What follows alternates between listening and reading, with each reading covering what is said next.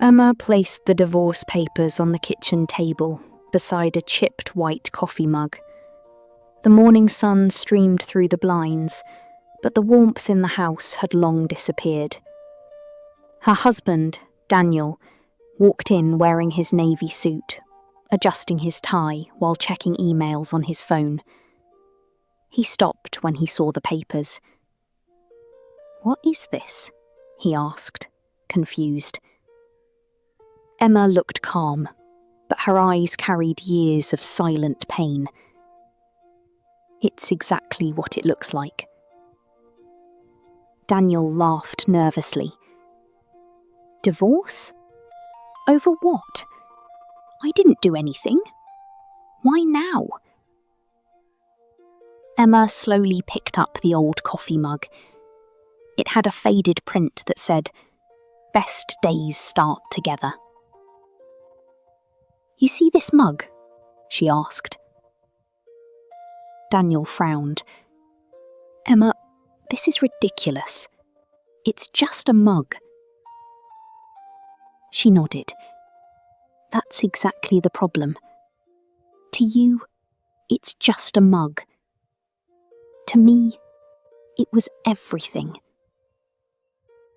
Daniel stood speechless as she continued. 5 years ago, when we moved into this house, I bought this mug for us. Every morning, I would wake up early, make fresh coffee, and wait for you at the table. I thought we'd talk, laugh, plan our day together. Daniel shifted uncomfortably. But every morning, you grabbed the mug, took one sip, rushed out the door, and said, "I'm late." At first, I understood. You were building your career. She placed the mug back on the table. "Last week, I dropped this mug, and it cracked. I stared at it for a long time. Then I realised it looked exactly like us. Still standing, but broken."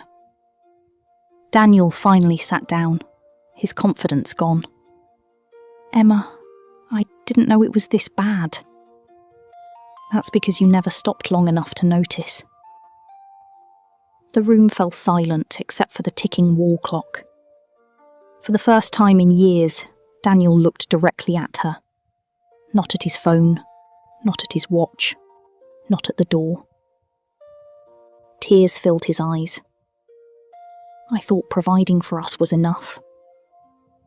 Emma nodded gently. "Providing money builds a house.